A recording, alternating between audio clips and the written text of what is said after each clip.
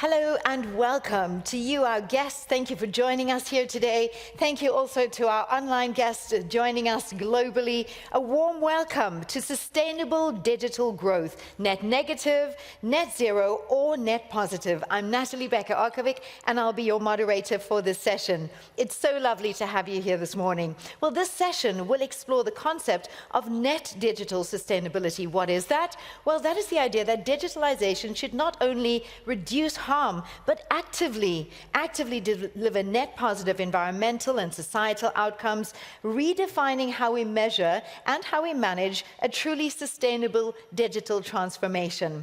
So digital infrastructure and services are transforming our societies, as we know, from data centers to mobile networks. They are the key drivers of innovation and sustainability, and they have a growing environmental impact that requires really a more responsible approach. Data centers are particularly important in this conversation and in this transformation. Their power consumption has increased sharply and is expected to continue rising, driven by the large AI models and also global demands that we see for connectivity. By aligning infrastructure and governance and accountability with our shared global goals, this session invites really a cross-sectoral dialogue on how digital transformation can become a force for sustainability and for justice. Now, the guiding question, what kind of governance is needed to ensure digitalization drives net positive sustainability, innovation and value creation, will be a core guiding question that we will try and answer during the session. And through keynotes and a panel discussion, we will try and do this. However, what I would like to do first is introduce the people who are going to be framing this session, who are really going to be setting the tone for us and laying the foundations for the conversations that are coming in our panel discussions. I would like to welcome Jon Eivind Velure. He's the director of the Norwegian Communications Authority, or NCOM.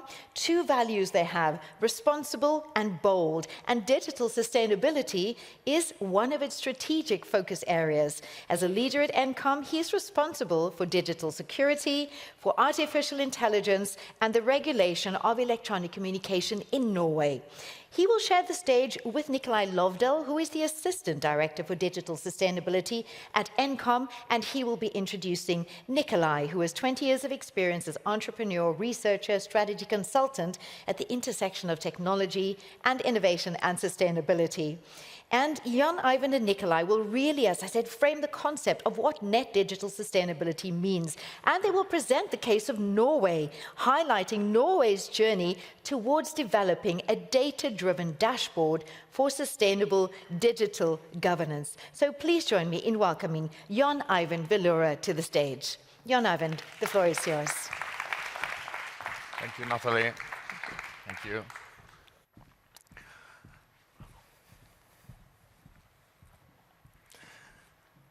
Excellencies, distinguished guests, colleagues and friends, good morning and welcome again to Day Zero of the Internet Governance Forum here in Norway. At NCOM and as the Director General, it is my honor to open a session that asks a bold yet responsible question.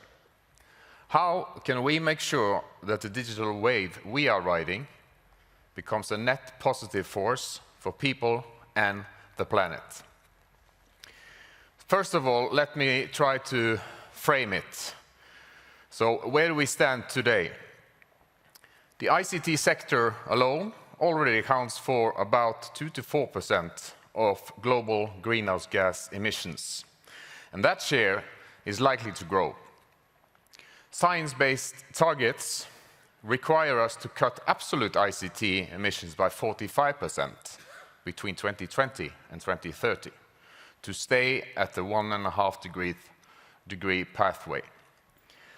So although energy efficiency per bit keeps improving, our absolute footprint still rises, driven in particular by data-hungry AI workloads. So we need digital infrastructure and new technology, of course, because this is powering health, it's powering education, security and business growth. But as a society, we must also answer how do we shrink that footprint while scaling the handprint? The positive knock-on effects that digitalization can deliver. So, what does net positive means? Allow me to try to frame net digital sustainability with a simple illustration. Showing on the screen, on the left block, the footprint, that is, of course, the negative impact of digital infrastructure and devices. Its energy consumption, its carbon emitted, its material used, and biodiversity lost. Handprint on the other side, the right block, that is the positive impact. It's emissions and resources avoided when other sectors use digital services. Smart grids, telemedicine, precision farming, for naming a few. In addition, we also have the rebound effect. When things get more efficient, more cheap, we tend to use more of it, which reduces, again, the positive handprint effect. So if you add a handprint, subtract the footprint, and adjust for the rebound effect, only then can we know if we achieve a net positive result worth celebrating. So, governance in this, that is, of course, everything we do to steer the balance. That are the rules, the incentives, the standards. It's the open data. It's, of course, inside companies, between companies, within nations, across borders. So the guiding question for today is, what kind of governance is needed to ensure that digitalization drives net positive sustainability, innovation, and value creation? Of course, to solve this is not a solo project. We need to work together. It spans public and private sector, regulators and innovators, from the north to the south. And that is, of course, precisely the spirit of the Internet Governance Forum. It's a multi-stakeholder arena where we can test ideas and build common rule sets. Norway has begun to walk the talk by measuring our national digital footprint and developing an open, data-driven dashboard. To share that journey, I'm pleased to pass the floor to my colleague and NCOM's Assistant Director within Digital Sustainability, Nikolai Løvdahl, who will take us from concepts to concrete action. Nikolai, the stage is yours. Thanks a lot, Jan. So, the government of Norway gave us a task. We want you to reduce the footprint and increase the handprint. And while doing so, you should also drive innovation and value creation. Is that possible? Yes, of course it is. We will have a knowledge-based approach to this. And there's a strong link between sustainability, innovation, and value creation. So, how did we start on this task? Well, the first thing we did was to start saying we have to understand the footprint. So we did a full life cycle analysis of the entire digital infrastructure of Norway. We also did scenario analysis towards 2030, 2050. We included CO2 emission, energy consumption, the use of materials, and also nature. The report is not published yet, but if you're super curious, let's see, maybe there's a small QR code down there. So if you are able to catch it from where you're sitting, or look at the presentations afterwards, you can already now download a version because we have asked for feedback. It's super important for us that we agree that this is actually where we stand. So this can become a common reference in Norway. This is also the place I think I want to say. Anyone from France here? We want to send a tribute to France because you guys were the first one doing something like this. So we more or less did a copy morph of you. So going to the findings. The total emission from the digital infrastructure of Norway is pretty much the same as the direct emission from domestic air travel. Another interesting finding was that the digital devices, they account for 75% of the footprint today.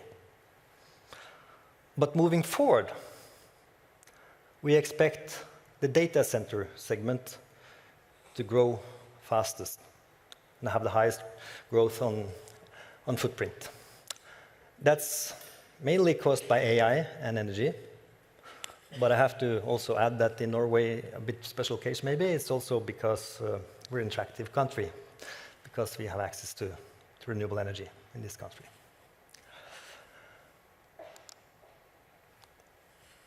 It was a lot of work to do that analysis. We can't do that every year.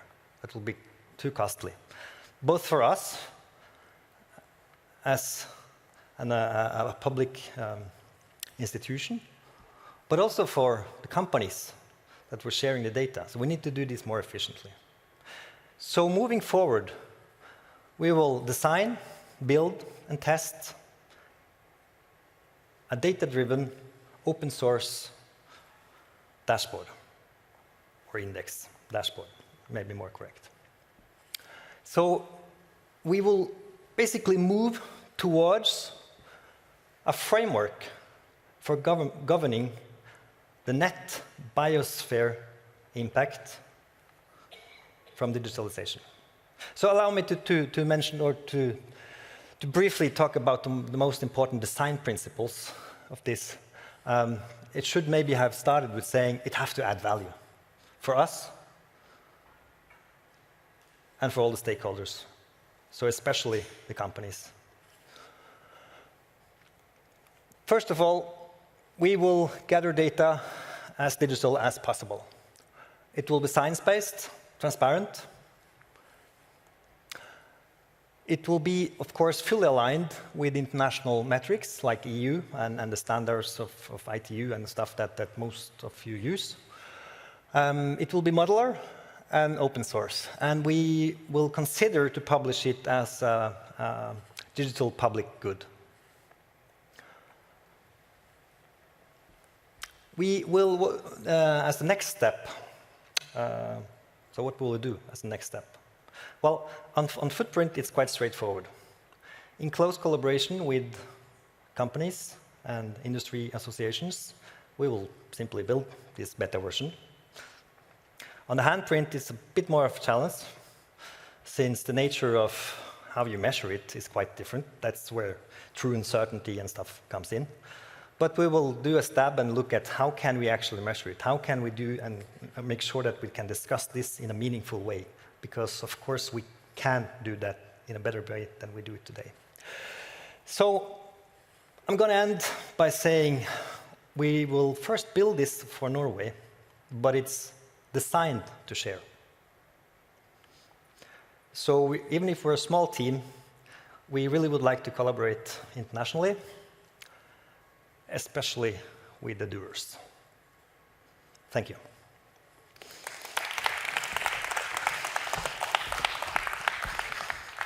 Thank you. Thank you, Nikolai Lovdal, and thank you, Jon Eivind, for sharing those wonderful perspectives and also for setting the tone and the foundation so well for the conversations that are to follow in this session. Now, our keynote speakers are up next, and they're going to share their points of view on net positive sustainable, or rather net positive digital sustainability.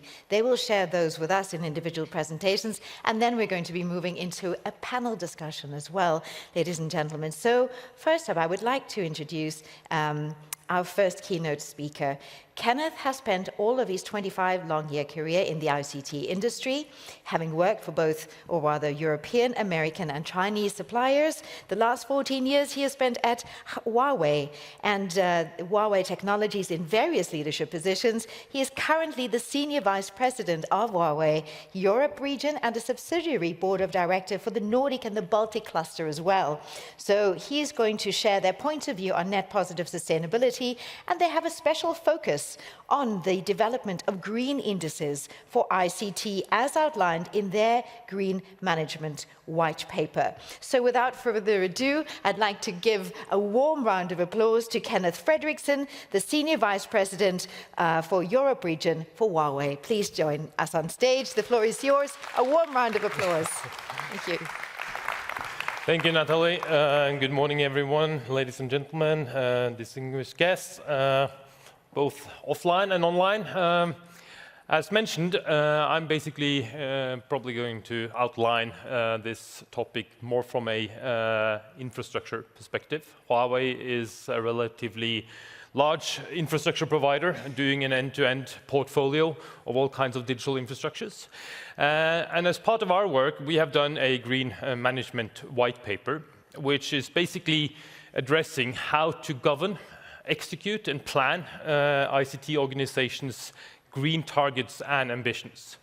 And one important component of this white paper is, as already mentioned, the green indices, trying to address the different impact of the different layers of digital infrastructure, both from a footprint perspective, but also from a handprint perspective.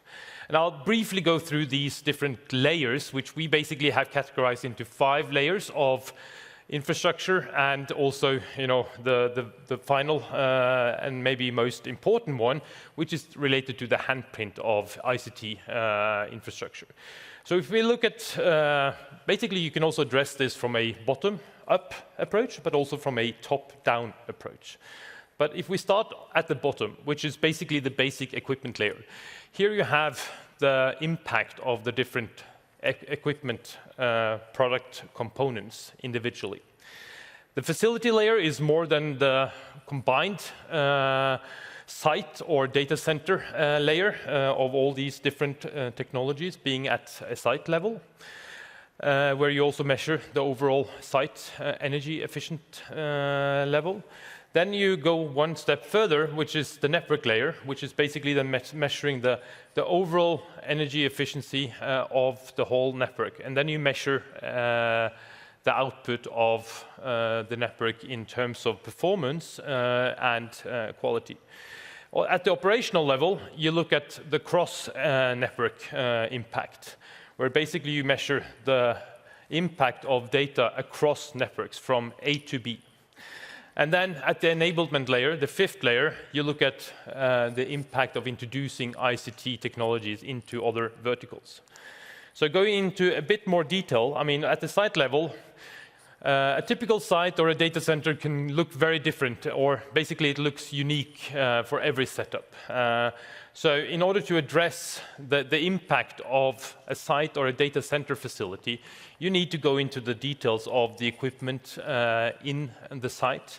And you need to analyze both from an energy perspective, what kind of energy being used, but also how to better optimize the performance of the different components together as a unit. There's also different features, of course, you can introduce in order to optimize and to improve energy consumption. At the network level, you have the energy efficiency index, which is basically measuring the energy being used in order to provide a certain number of data traffic. And this has been a very typical way of measuring energy or network efficiency. But now it's also very important to include the quality and the performance part into this. Because by only focusing on efficiency, you might compromise quality and performance of the network, such as coverage, speed of the network, which then may have an overall negative impact of the total omission or performance of the network. So you need to look at both. You cannot just look at only the energy consumption part on the data traffic, but you also need to look at how these measures then impact the quality and the user experience of the network. And then at the operational level, you look at the end-to-end traffic of data from basically the consumer back to the data center and vice versa. And as an operator of such facilities, you have two main areas to focus on. To improve the energy efficiency, which is basically looking at how to optimize the performance of the network, the site, the data center level, and the different components involved. And you can look at how to reduce the emission factors, which is basically then for the operators to make sure that you try to use as green energy as possible, either from purchasing it or developing your own energy production facilities. And also very importantly is, of course, the vertical enablement index, which is basically the handprint part. How to enable new verticals, new industries, to be more green, more sustainable by introducing ICT technologies. This is a simple example of how ICT technologies have been introduced in the mining industry. And basically what we see as a more kind of a general finding is that introducing ICT technologies into new verticals have a potential of up to 10 times improvement in those industries compared to the emission created at the ICT industry level, which means that in this case, as you can see, it has an 8.4 times factor, positive net factor of introducing ICT technologies. And in order to achieve this, at least Huawei very much encourage continuous dialogues at industry level, among the suppliers, of course, but the industry standard organizations, government, authorities, we need to work together in furthering and improving the standardization of these ICT solutions and the requirements of it, but also trying to work together to create ecosystems to increase the handprint potential of ICT technologies. Thank you very much.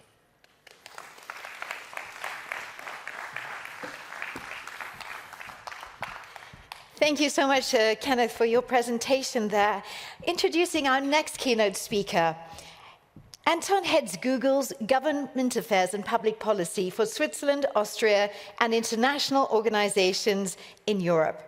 With over 20 years of experience in technology, innovation, and sustainability, Anton's focus is on building collaborations, a key word here in the conversations, not only for today, but in the coming weeks, collaborations and partnerships across various sectors, whether it's economy, politics, or civil society, or even academia. He's also a strong advocate for using artificial intelligence to achieve sustainability goals, such as the Sustainable Development Goals, and he advises brainforest.global, which is a non-profit focused on forests, biodiversity, and climate action. Please join me in welcoming Anton Aschwanden. The floor is yours. Hello, thank you. Good morning, everyone.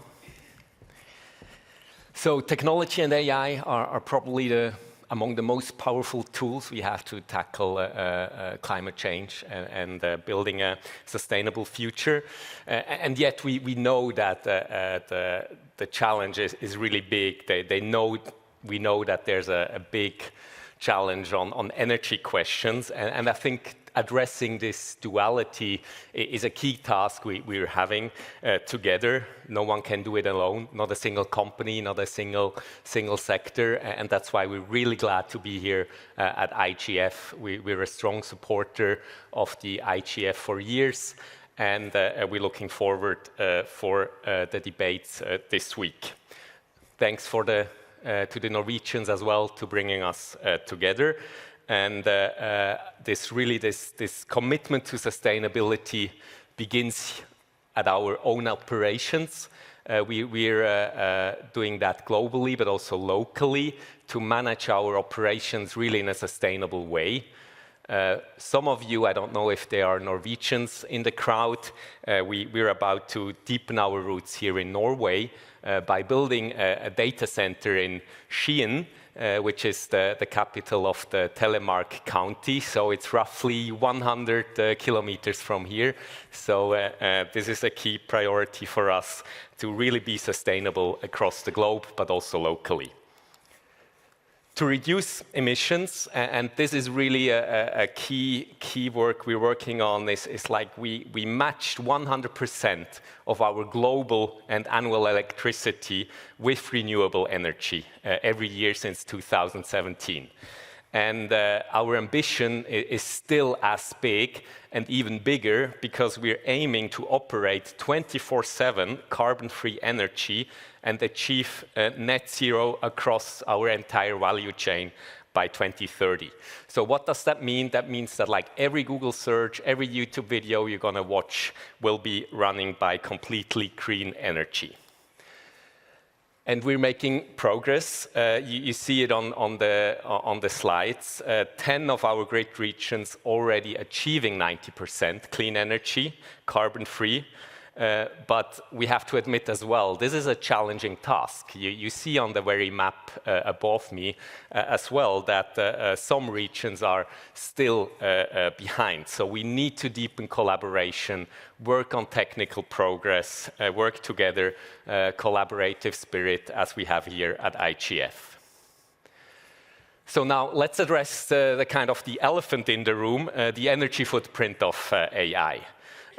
We tackle this by really a relentless obsession on efficiency. So, and this goes on several levels. The first level being our data centers. They are now already like a factor 1.8 times more efficient than average, and we are delivering 4 times more compute power for the same electricity as we did 5 years ago.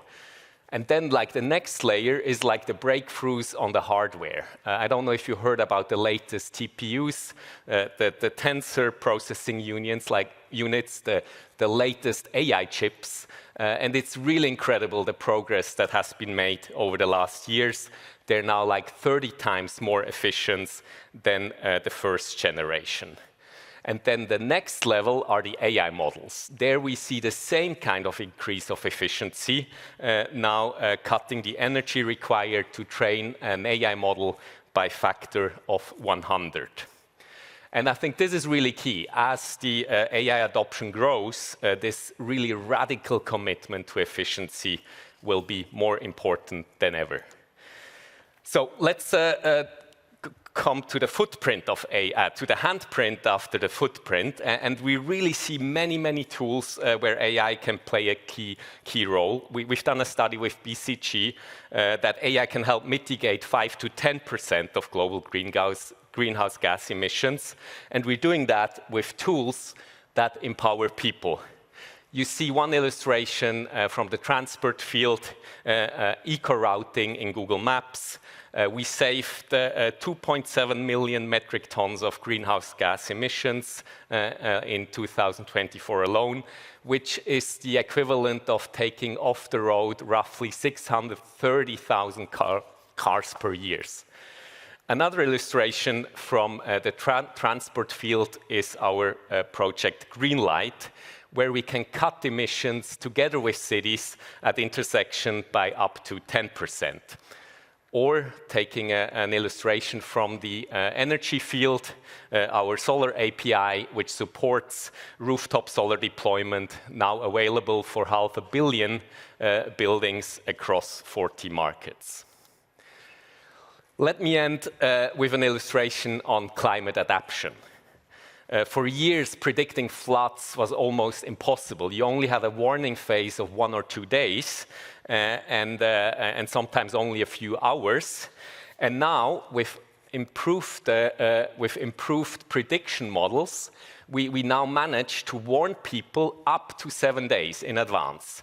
So this is, if you imagine, really impressive, 100 countries, 700 million people, and instead of only like giving a warning a few hours before, together with partners like the UN, NGOs, we are able now to warn people up to 7 days in advance, thus not only saving lives, but livelihoods. So those were just a few illustrations, and I think the crucial point I'm making is that digitization can be a really powerful force for a sustainable planet.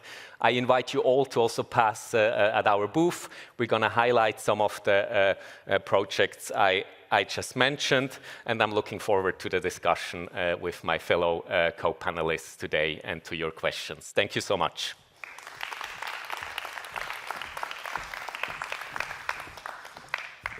Anton.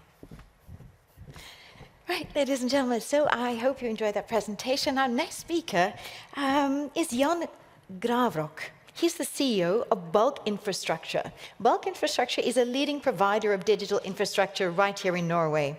He is a strong believer in building something bigger than ourselves, and that Norway can play a key role in Europe's digital and green brain. Now, he will share the company's point of view on digital sustainability with a special focus on how large data centers can support the energy grid with flexibility and how data centers could act as a cornerstone business with local support and value creation. That's going to be an exciting presentation as well, so I hope you're looking forward to it. Without further ado, I'd like you to join me in giving a very warm welcome to Jan Gravrok. Thank you. Hello, everyone. Good to see you. Good morning.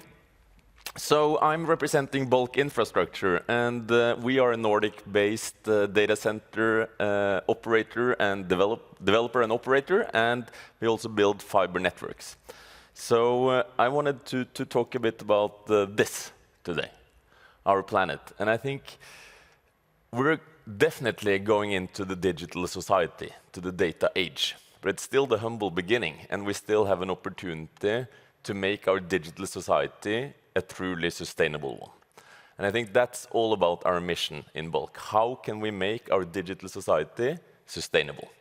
And our governing thought, looking at this planet, is that we have to think a bit differently. We have to choose the locations of the digital foundation, the data centers, carefully. They should be located next to surplus of renewable energy, because data centers are consuming energy, and we need to be careful where we put them. We think we need to look up north. We have abundance of renewable power, both on the European side and on the American side, if you look up north. It's actually shorter fiber distances to cross the continents the further north you get. The climate is colder. It does reduce the power consumption of our data centers. And it can scale for the future, which is important for those GPUs. In Bulk, we try to think like an industrial company. What does it mean to bring an industrial mindset into this digital infrastructure world? Well, first of all, we think you need to think long term. You have to do things today that will have an effect 10, 20, 30, maybe 50 years ahead of time. And what we're doing today, that's based on decisions that were made 10, 15 years ago. So you need to keep that long-term logic with you. Secondly, we think you need to really think about industrial scale. So you cannot only solve digital problems locally. You have to find a bigger role, a bigger scale to make it truly industrial. In Bulk, we think that what we do in Norway, making use of the renewable power surplus here, should benefit all of Europe. So sometimes we talk about building the European engine room for the digital society. Thirdly, an industrial mindset requires you to think about people and capabilities.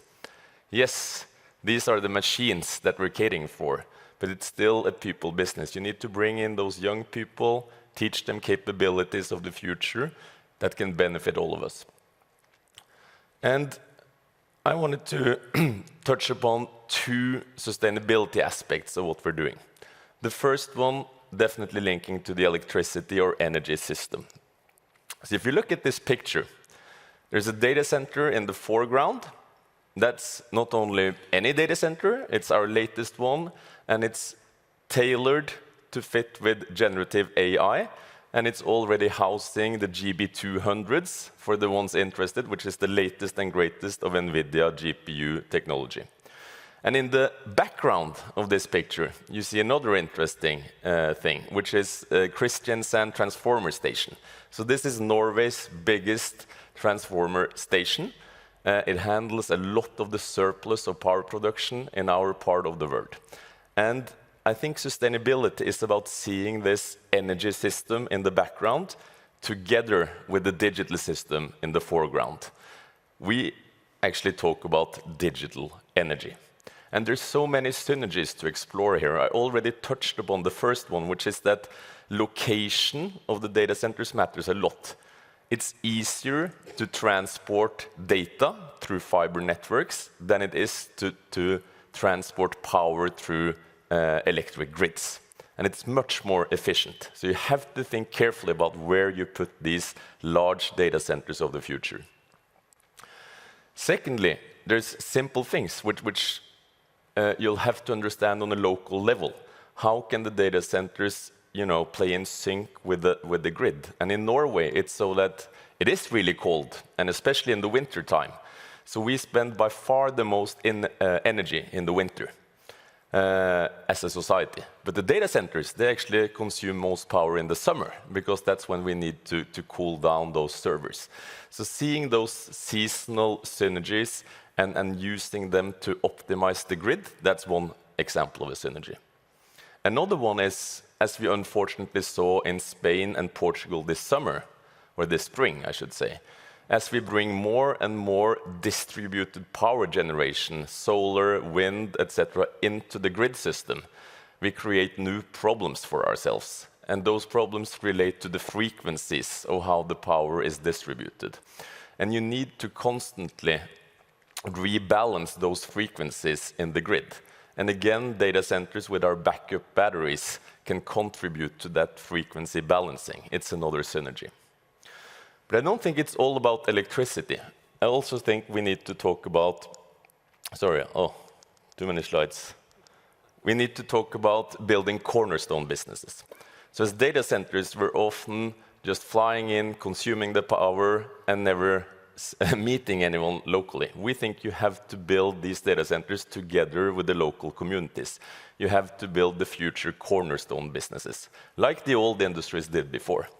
And on this picture is one example of that. It's to engage on sustainability initiatives together with the local municipality. This is Vennesla in the south of Norway. And another example I wanted to show is this. We have to take care of our youth. So this is Christopher, our supervisor on connectivity and fiber in the data center business. And he's teaching these 17-year-old kids that's studying to become electrical engineers, how to think about connectivity in the data centers. And for the ones that didn't know, the newest AI setups require tens, if not hundreds of thousands of independent fiber connections just to work. So we need that youth to come in, but it's also part of building a cornerstone business that you give the local youth an opportunity to take part in something which is bigger than themselves. And finally, just to summarize, what did I say? We need to build an industry around this. We need to have the long-term thinking and the scalable thinking. We need to think about the digital industry as an integrated one with the energy industry. We need to think about digital energy. And as Jensen Huang here says, for countries and regions that have surplus of renewable power, we really need to think about exporting intelligence and not just the raw material of power. Thank you so much.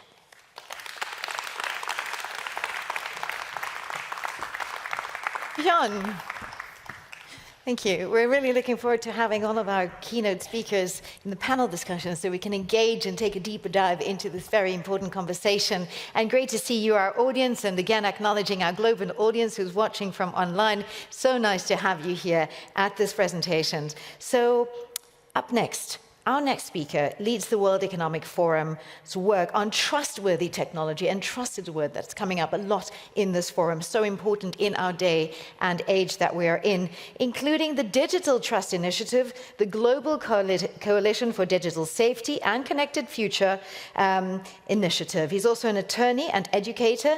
Daniel teaches at Columbia University, and his work has been featured in the Harvard Business Review, Wired, and other publications, which I'm sure that our audience is very familiar with.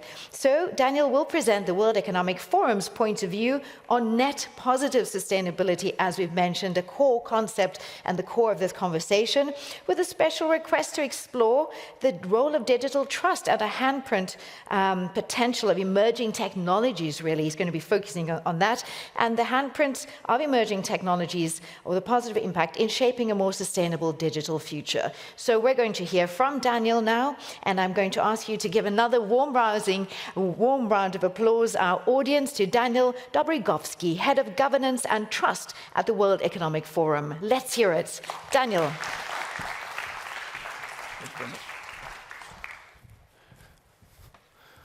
Excellent. Thank you very much for that warm introduction, and I truly appreciate the Government of Norway and IGF inviting us out and giving us the opportunity to have this discussion.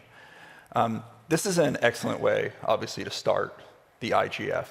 In many ways, this theme of sustainability, governance, innovation, trust highlights some of the key themes of our IGF meeting this week. Digital trust and resilience, sustainable and responsible innovation, universal access and digital rights, and digital cooperation.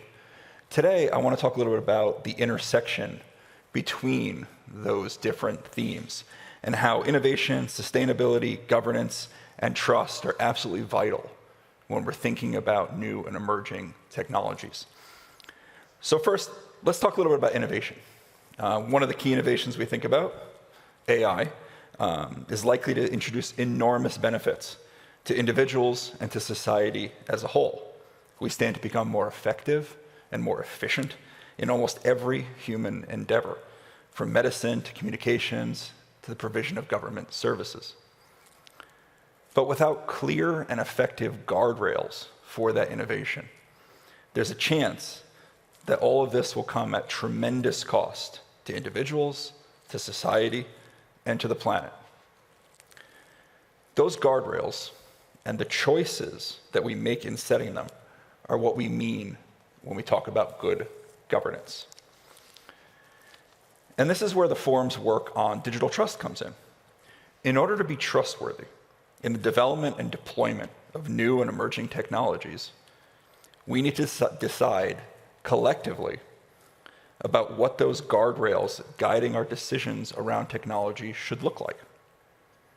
What we found is that the base expectation for individuals in determining whether they trust these technologies is whether the development and use of those technologies meets people's expectations and represents their values. Some values and expectations are, of course, dependent on cultural, national, and other contexts. But some are more widely held, like those set out in the Universal Declaration of Human Rights, and some are even more basic than that. People don't want or expect technology that does them harm. People don't expect or want technologies that degrade the environment that supports our lives. And looking at those reasons and more, I think we can see that AI doesn't seem to be measuring up in terms of trust, at least not yet. Here we have research from the firm Edelman and their 2025 Trust Barometer, and shows that only 44% of people globally are comfortable with business uses of AI. Now, this is a bad trajectory. History's taught us that if we cannot innovate, at least not over the long term, if we lose trust. That means we need to do better about how we ensure that people's expectations guide our decisions around technology. This is governance in its most basic sense, developing rules or principles for how we decide how to develop these technologies. And making good decisions is fundamentally a multi-stakeholder and interdisciplinary effort. Again, here's where we want to talk about digital trust. It's multi-stakeholder because it takes all actors, nations, companies, civil society, and individuals working together in order to identify what our expectations are in terms of new technologies. And also to define the guardrails for those technologies which we will accept. And it's interdisciplinary because there's no one source of trust. It's systemic and interconnected. And here's what I mean by that. Looking at the forum's digital trust model, you can see we need to protect a variety of different issues. We need to have intersections between a variety of different disciplines in order to build trust. All of these areas must interact in order to have trustworthy technology development.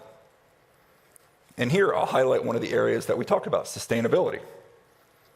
As we've discussed today, we need to ensure that technologies are developed and deployed in a sustainable way. This is a basic expectation that people have of technologies.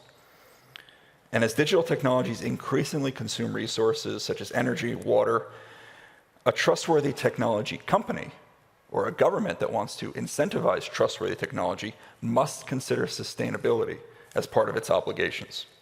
So here briefly, you've heard a lot about AI footprint, handprint. Here's how we found that that works.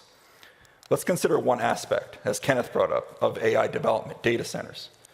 Data centers are a vital component of digital infrastructure, and they support a variety of applications, not just AI, cloud computing, complex data processing. AI's rapid expansion is increasing the demand we place on these centers. And this is likely to increase significantly every year for the near future. Our estimate from January is a 50% annual increase through 2030. And so that gets us to the handprint. If AI is significantly increasing our energy use, we can use AI to potentially offset that. And there's two ways we can do that. One, I think as Anton mentioned, we can make AI more efficient. We can have it use energy more efficiently through more efficient hardware, through more efficient models, by making better data centers. And we can also use AI to make other energy uses more efficient. That's the sustainability handprint that we talked about for AI. What we found in our work is that through grid optimization, energy management, renewables forecasting, and energy storage, we can use AI to bolster the tools that we've already developed to support sustainability. So as I mentioned earlier, this is based on choices we have to make. And this is what brings together the themes of the week. If our innovations have caused a problem, and severe environmental toll is certainly a problem, then it may be possible for us to innovate our way out of that problem, but only if we decide to do that. Only if we decide that digital trust is important, and only if we decide that good governance is worth pursuing and cooperate in defining what that looks like, so we can have both innovation and sustainability and thereby build trust. Thank you very much.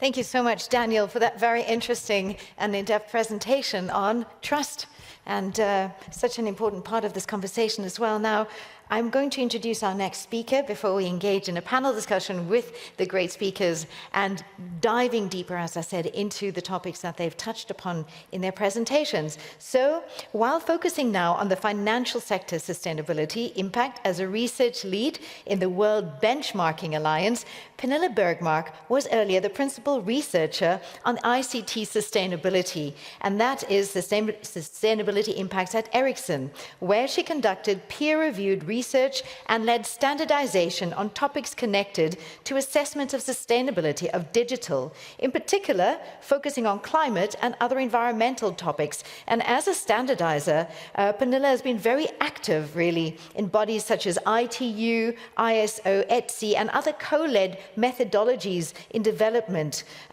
for avoided emissions, smart sustainable cities, and net zero and decarbonization strategies as well. So without further ado, I will leave it up to her to talk more about this subject. She's going to be sharing the World Benchmarking Alliance's point of view on net positive sustainability and also discussing approaches for greening digital companies and also advancing handprint frameworks to measure and enhance their impact. Please join me in welcoming Pernilla to the stage. Pernilla Bergmark, who is the Research Lead Financial Systems Transformation for the World Benchmarking Alliance. And again, a warm round of applause, ladies and gentlemen. Pernilla. Thank you so much, Natalie, and thank you, Norway and IGF, for inviting me. As you can hear, my voice is not perfect today, so I hope it will last for this presentation. I represent an organization called WBA, World Benchmarking Alliance.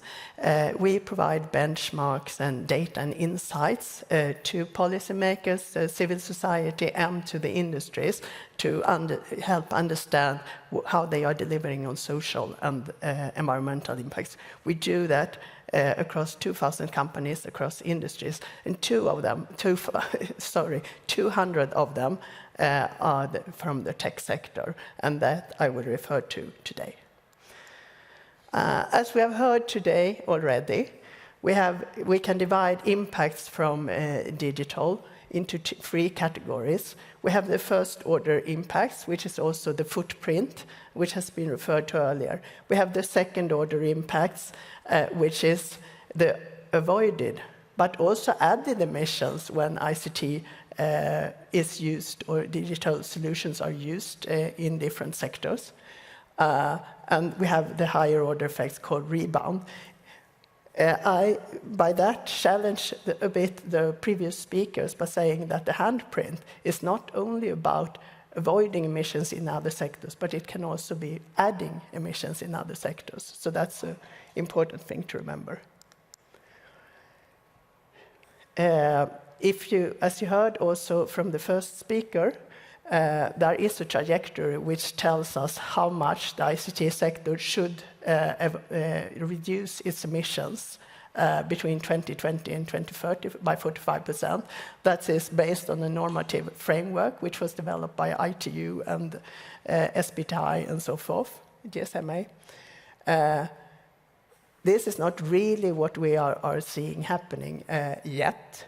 Based on research until 2020, we can see that the footprint has really not started to decline, but it's stable, while it should decline by 7%, basically, a year.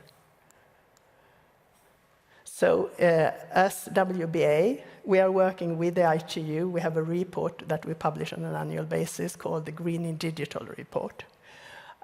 In this report, we are looking at the first footprint of the sector, and we are also rating companies in relation to their commitments, in relation to their performance, and also in relation to how transparent they are. And we can see also there that we are not really on the right track. So in comparison with 2020, we can see that telecom operators have actually reduced operational emissions somewhat, but at the same time, we can see that AI-driven companies have increased their operational emissions with up to 150%.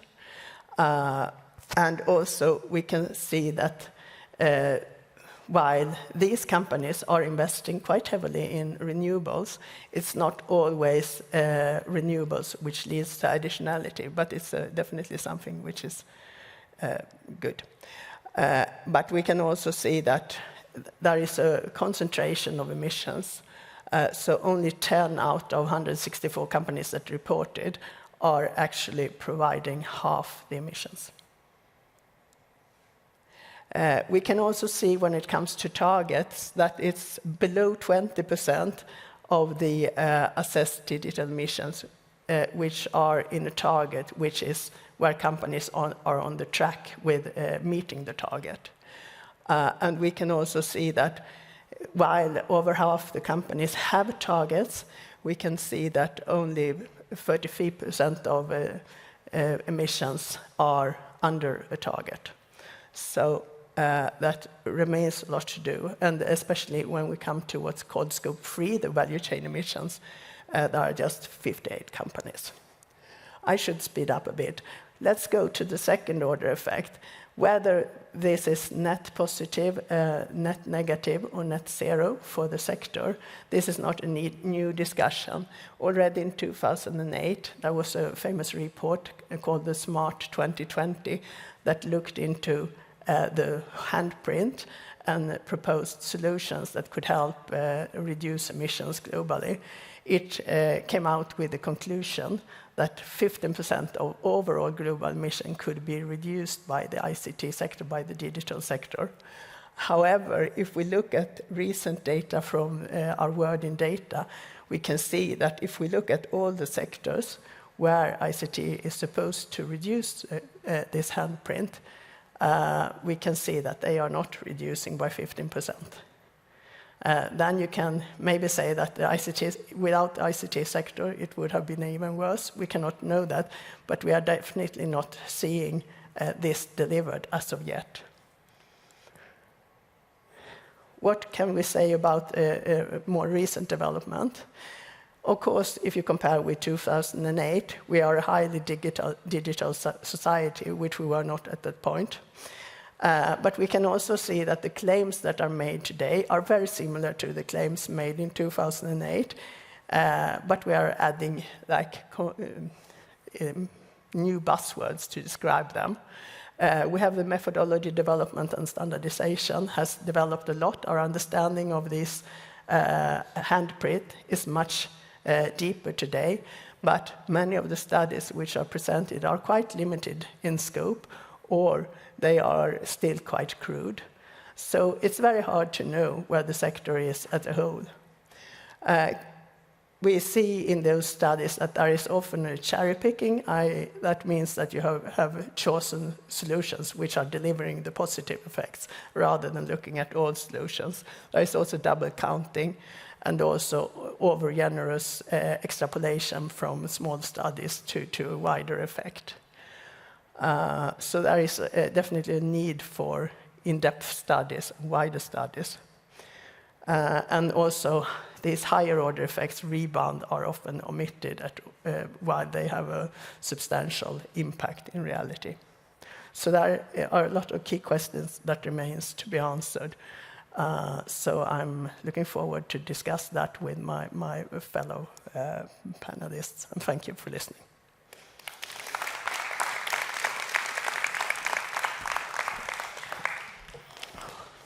Thank you. Thank you so much for that presentation. I'm going to ask you to kindly have a seat over here. Thank you so much. We are going to be heading into our panel discussion. So we're going to invite our speakers, who along with Pernilla have also contributed here with their presentations. So thank you so much, Pernilla. I would like to invite back onto stage. Please join me in giving a warm round of applause, our audience, and you at home can too, our global audience who are watching from online. Please join me in welcoming again Jon Gravik. Please join us on stage. They do appreciate it. Anton from Google. Sorry, I'm going to be there. Go ahead, yeah. Yes. Anton. Kenneth. It keeps everybody's energy up. Please join us, Kenneth. And then we have Jon Eivind. Over there. And Daniel, please join us on stage. And we have thank you so much. Joining us also in this panel discussion, ladies and gentlemen, we have Karianne Tung, who serves as our Minister of Digitalization and Public Governance. Since taking office in 2023, she has been a leading voice on digital transformation, AI regulation, and public sector innovation in Norway. Last year, she presented the government's new national digitalization strategy, a roadmap really guiding Norway's digital development towards 2030, with the goal of becoming the most digitalized country in the world. Please join me in welcoming Karianne Tung, our Minister. for Digitalization and Public Governance.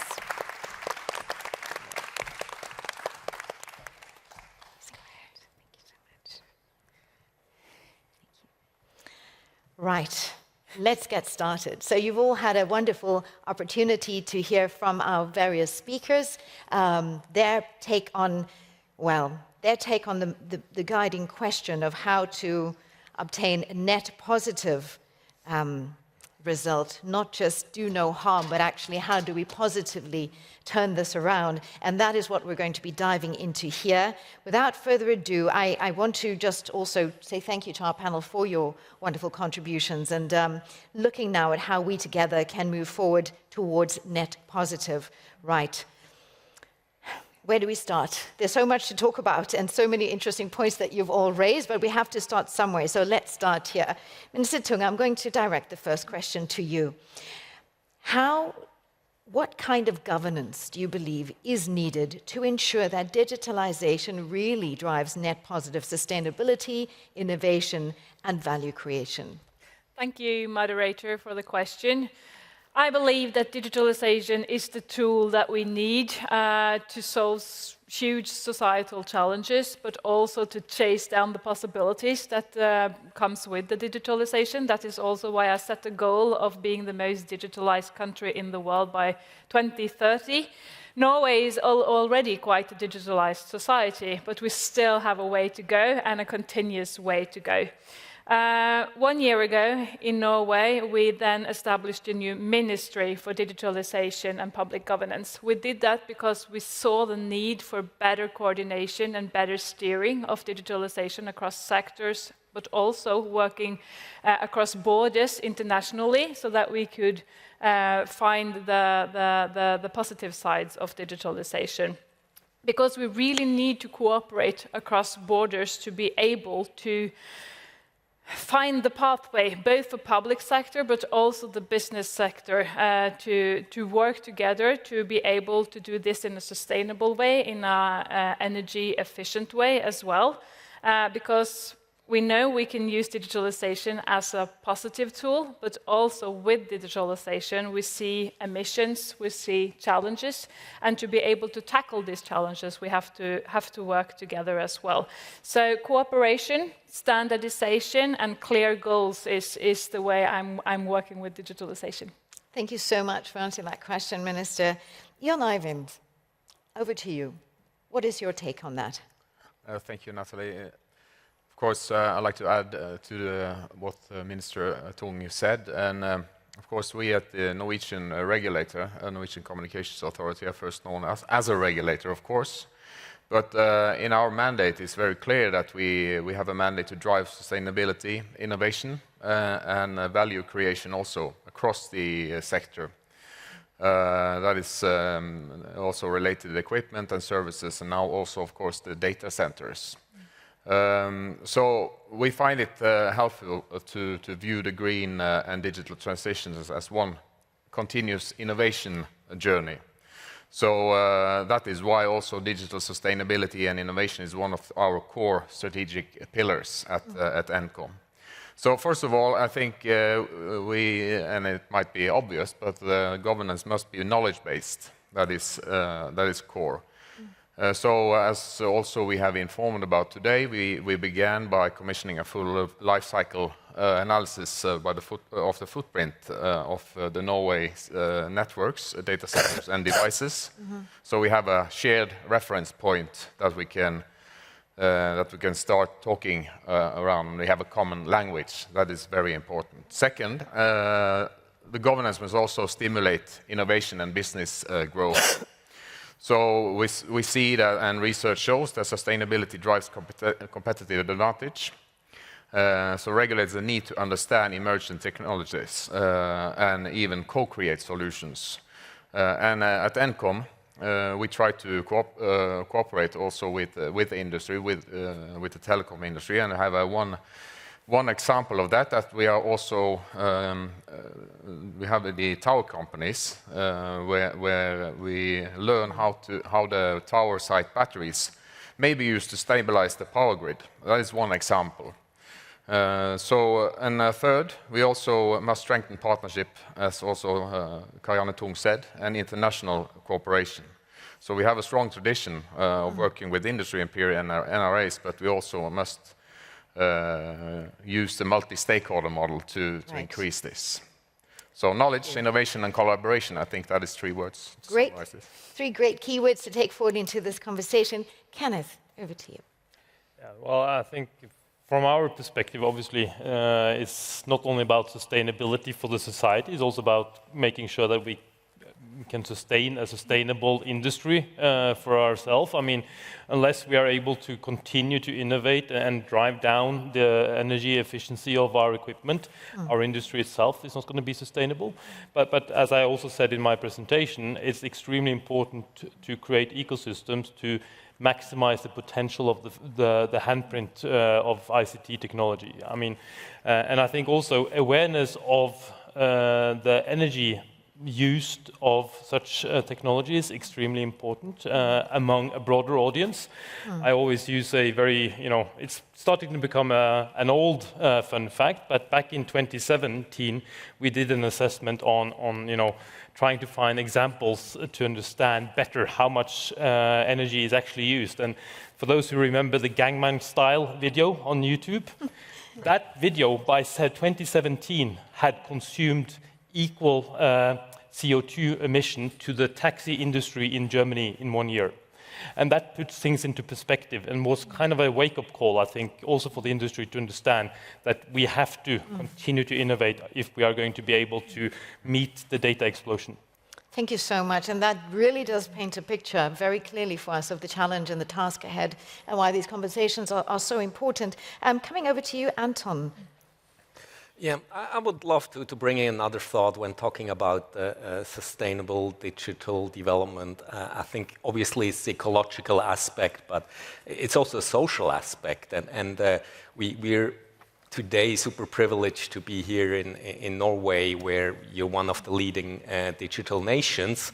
But it's also a reality that 2.6 billion people on this planet Earth are still offline.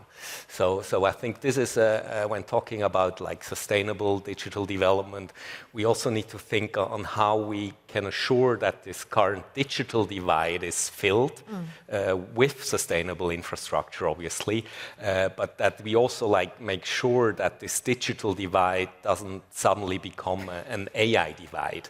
And those are our current topics we're working on. So speaking about infrastructure, I think it's key not only think about like the northern hemisphere, so to say, but also, and this morning there was a debate about subsea cables in the other room, that we think on how we connect people. And as Google, this is one of the priorities we're having, like connecting the African continent as an illustration, but then also like building subsea cables where they do not exist right now, for example, between the Southern American continent and Africa directly going over to the Pacific region without going over the north. So I think this is really key, that we not only think about like ecological questions, but also like about the investments, doing it obviously in a sustainable way. And then the skilling, it was already mentioned. I think in this age, when talking to people working at Google, they ask me, what should I do, this AI thing? And I just say, take the basic classes. There are offerings from Google, like prompting classes, AI essentials, but there are many, many offerings. Go out, try it out, do the upskilling. I think this is my key message here, that we really have this sustainable development in a global sense. Anton, thank you for your contribution. I'd like to come over to you now, Daniel. You raised some very interesting points in your talk as well. And how would you answer this question? What kind of governance is needed to ensure that digitalization drives net positive sustainability, innovation, and value creation? Yeah, I think that's a great question. It's really a question of measurement and decision making. I think sometimes global cooperation is difficult, right? Sometimes it's easy, like it is on this panel, right? We all sort of agree on where we want to see the world in the future. We all sort of agree on how important sustainability is. But the real question is, how do you get there? And that's a question of the decisions we make. We're unlikely to slow the pace of innovation, right? But as Minister Tong said, we can still steer it. And it's better steering that we need. In order to have better steering, we need better inputs. And that gets to what my colleague John Elvin said. We need better reference points among all the stakeholders who are developing these technologies, who are making decisions about these technologies. And one of those reference points are accurate measurements about how much new technologies are impacting our sustainability goals, how much the footprint costs, how much the handprint can alleviate. This is fundamentally the question that we all need to work together to figure out what good looks like, and then how do we measure whether we're achieving that. Thank you so much, Daniel, for your contribution. Pernilla, World Benchmarking Alliance, what do you say to that question? So I agree very much with what has been said, that the digital divide is there, and of course there has to be access to digital technologies for all, not only for the wealthy part of the world.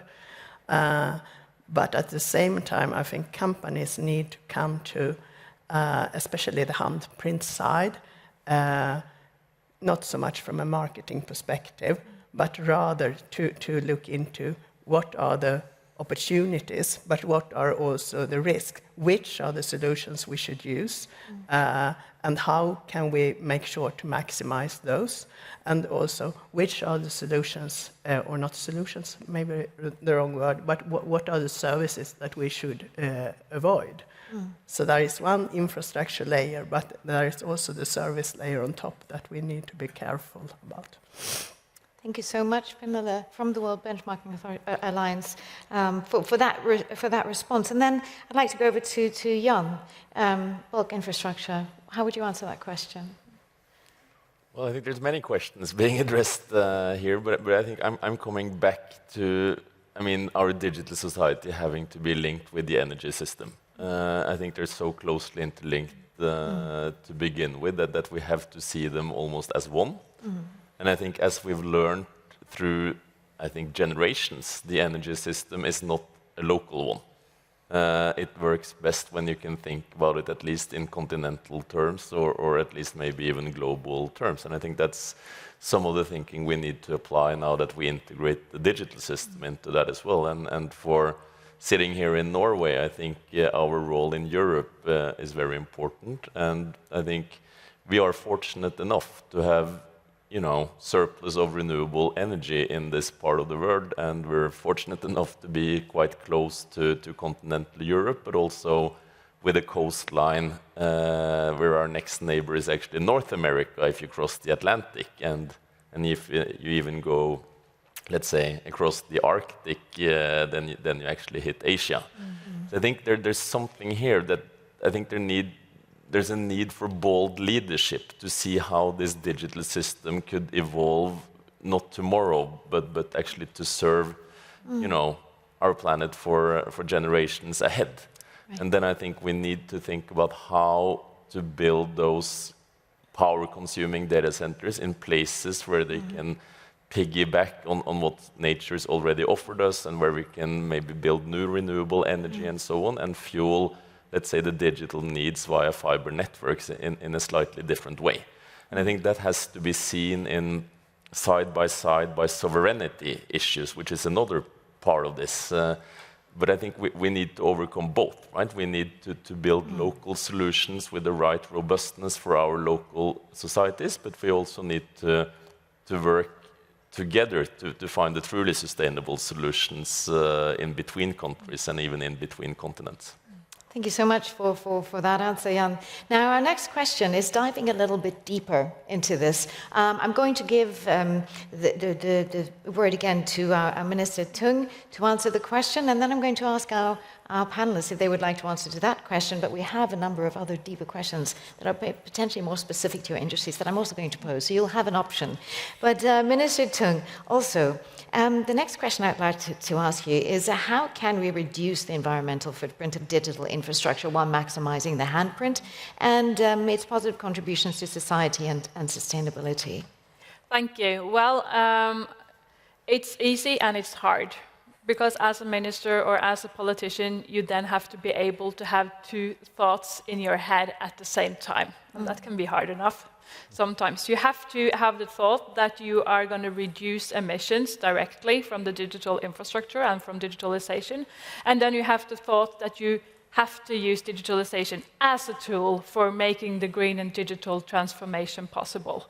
And being a politician, being re-elected, you have also to get the people on board to be able to have these two thoughts at the same time. So easy to say, maybe a little bit harder to do in practice as well. But a foundation for doing this exercise about two thoughts is knowledge. And I think my colleague here, Jon Eivind, mentioned it earlier also. Knowledge is crucial for being able to develop good policies and good plans, good strategies.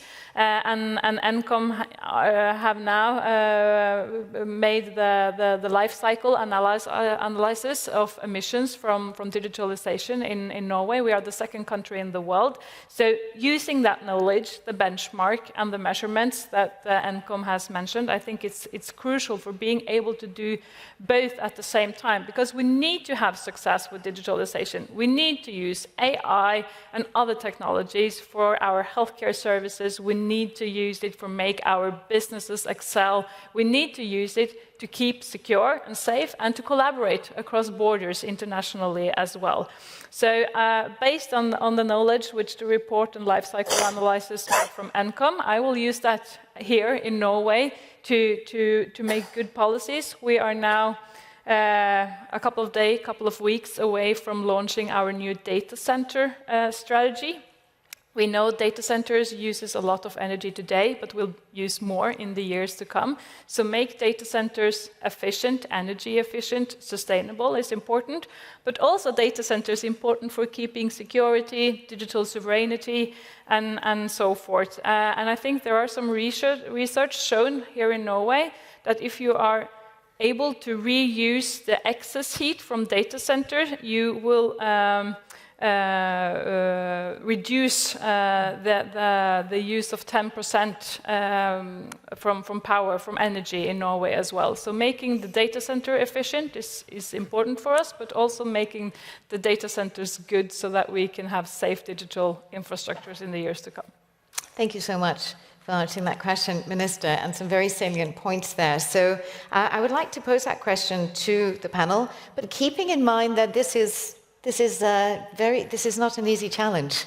This is not an easy challenge we're talking about. This is challenging for real, as somebody said earlier on. So the question then about how can we actually reduce the environmental footprint of digital infrastructure while maximizing the handprint? I would like to pose to the panel, if you would like to answer that. The other questions or potentially things that you can touch on inside that is innovation. Let's say in digitalization, including lots of new and emerging technologies such as AI, blockchain, and IoT. What is the link between sustainability and innovation? How do we make that bridge?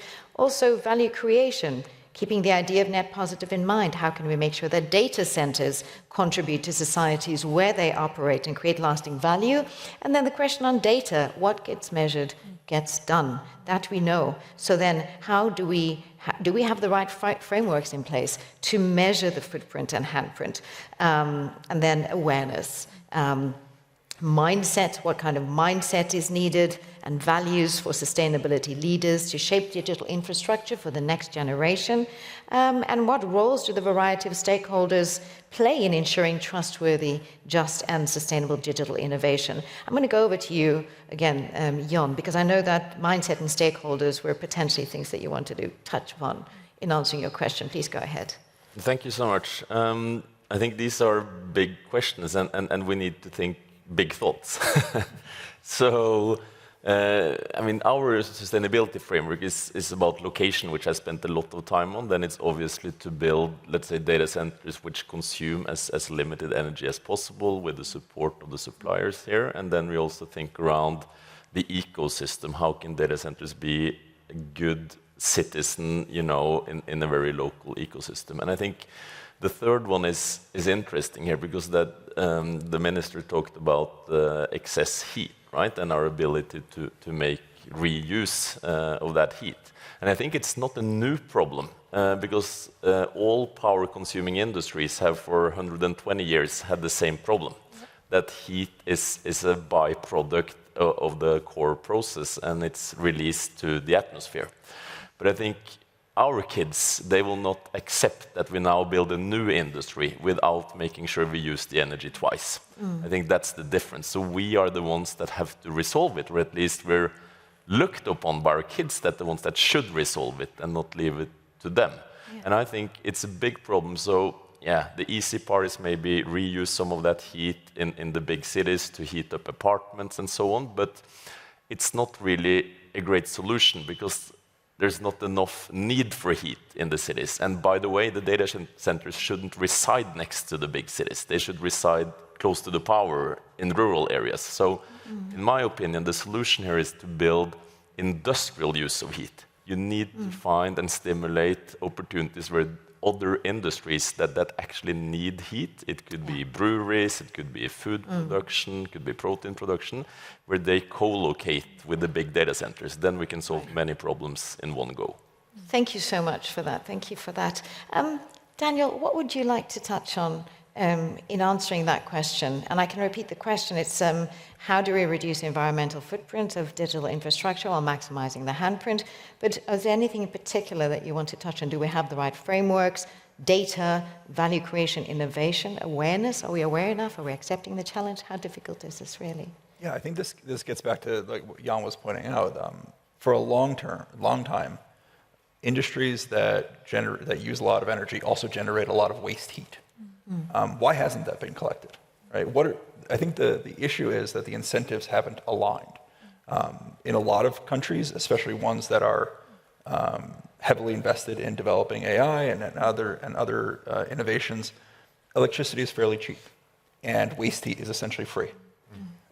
How can we realign incentives to ensure that there is the kind of business case you want to see in order to capture that heat? To think ahead about what we're going to do for these data centers, or how do you incentivize more efficient uses of energy? I think in some cases that takes care of itself because more efficient AI models generally cost less, so therefore the electricity costs less, there's a cost savings there. But how do you incentivize the use of that sort of heat? I think that's the big question we need to answer in order to get through the sustainability issues that this raises, and maybe increase the handprint at the decrease of the footprint and the nomenclature we've been using. Thank you. Thank you for that, Daniel.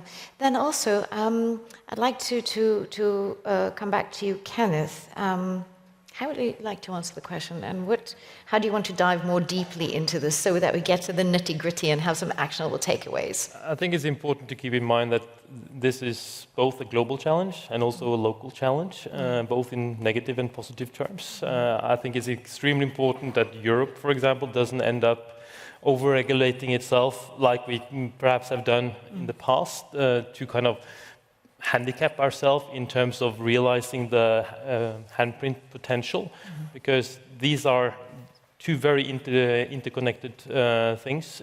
Unless you are properly doing the footprint job, you cannot realize the handprint potential.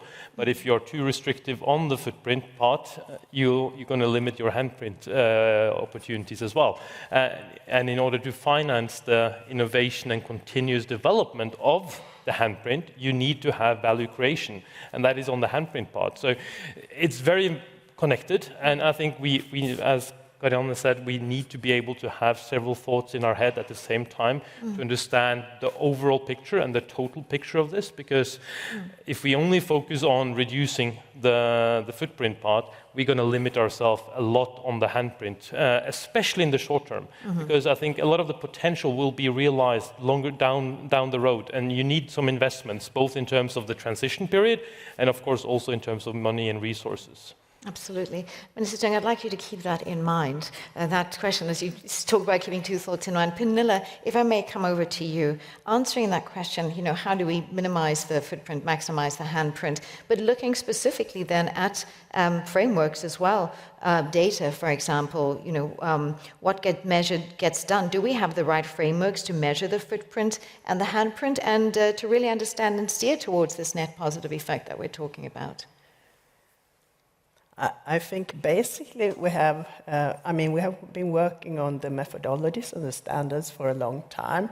So I would say the basic standards are probably there, but it's also about using them to make claims, but then also to supervising what's happening, what is the data coming out, and to learn from that. So as I mentioned in my presentation, of course we see when we benchmark companies that there are leaders that are doing really well, but then it goes all the way down to the bottom, and the sector as a whole is not really where it needs to be.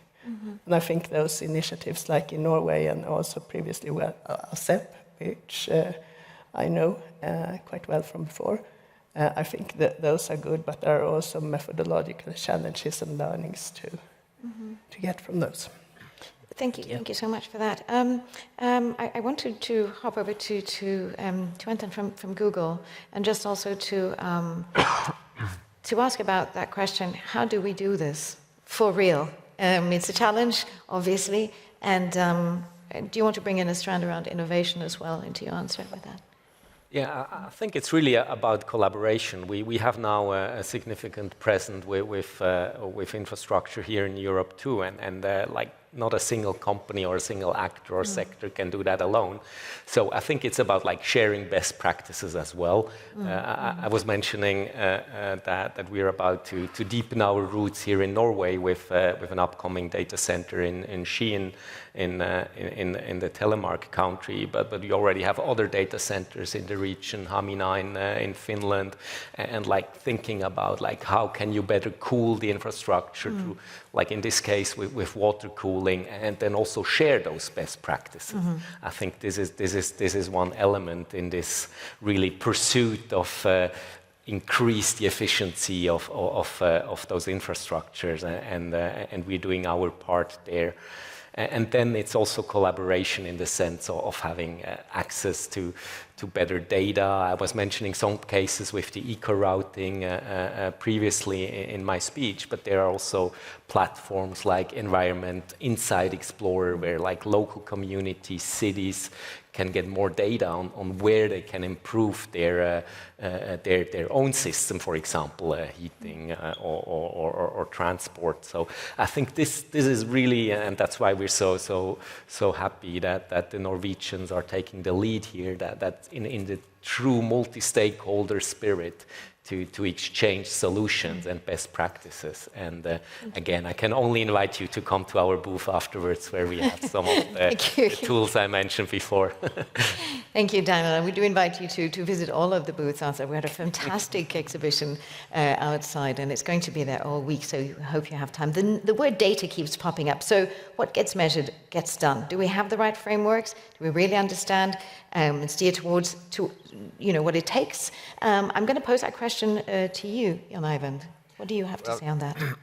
I think I'm the first to admit that this is a challenging task. It's difficult, and also as a traditional regulator, we are not used to actually put this high on the agenda. We have done so in the last couple of years, and now we are starting to see some results, putting in some effort, but I think that is a key issue, that regulators, governments need to put this high on the agenda to start. And then you also need to seek knowledge, because our start here with this analysis, of course we have used a methodology, but we need more. We need to learn from each other, we need to share data, and we need to develop this so that we have a common basis. We know the politicians need this to also take decisions, and I think we have just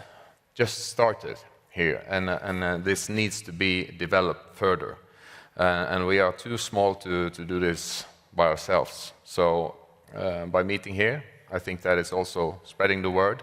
It's very important. And to initiate further collaboration, that is the key to succeed, I think. Thank you so much, Jan Eyvind. And then coming over to you, Minister Tung. I knew there were potentially several things you wanted to respond to, so to give you the opportunity to do so. And also, in terms of awareness and accepting the challenge, how aware are Norway and other nations and companies when it comes to achieving this net positive digital sustainability? Thank you. Norway has high ambition when it comes to digitalization, but also cutting emissions and to be sustainable. And we want to lead the way. So we are doing a couple of things already. I just want to mention them quickly. First, we are demanding from industries, also new data centers, that they have to do analysis on how they can reuse their heat already to try to move over from just wasting heat and to reuse it in neighborhoods or for new industries as well. So that is one thing. We have to do better when it comes to the circular economy, because today most emission from digitalization is not from data centers, but they are from mobile phones, iPads, and like hardware. So to be able to keep your hardware longer, to fix it if it's broken and so forth, to work with the citizens and their mindset on how they use things are important. And also we are now trying to prohibit mining of cryptocurrency in Norway, because we can see that mining is not energy efficient. So that's what we're trying to do, so that we can keep the data center that we really need in the future for making digitalization possible in our society. So we are getting there. We are doing some hard action and some more soft actions, but we need to do more to be sure that we are able to get net positive in the future. Thank you so much, Minister Tung. And on that note, I would like to say thank you so much to our esteemed panel, and thank you to our audience also for joining us. We truly appreciate it. I'm wondering if there was anyone in the panel who wanted to contribute just a 60-second kind of wrap-up, or 30 to 60-second wrap-up, final thoughts. If not, we'll wrap up, but I'm going to give you the opportunity to do so. Yeah, I'll take my chance. Okay. Of course. I think my wrap-up is simply that we have to accept that we're still at the very humble beginning of what we're building now of digital societies. And my encouragement is that to think about that as an integrated part of our energy system, and to do our kids a favor and make this one a sustainable one. Thank you so much. Please go ahead. I'm going to be short. I think in order to solve any challenge, you need to continue to innovate, and the best way of innovating is to make sure you have proper competition. So I think innovation and competition is going to be a key solution to these challenges. Thank you. Daniel. I guess I'll just contribute to one of the words we talked about a little bit was justice. Yeah. We might refer to it as fairness in the forums framework, and I'm sure there's some Rawlsian legal philosophers who says like, oh, they're the same thing, I see you. But that's the point of this, right? To innovate in an unsustainable way is not fair, it's not just to people who aren't sitting here, to people who are not born yet, to future generations. We really need to put this in the context of what's fair and what's just, and work together in order to create both the incentives and the measurements in order to have a sustainable innovation society going forward. Thank you so much for those parting words. Daniel. Jan Eyvind. Just to add, of course, foster innovation, make business cases, but perhaps you also need some regulation. There we go. I saw you raise your finger, Anton. Yes?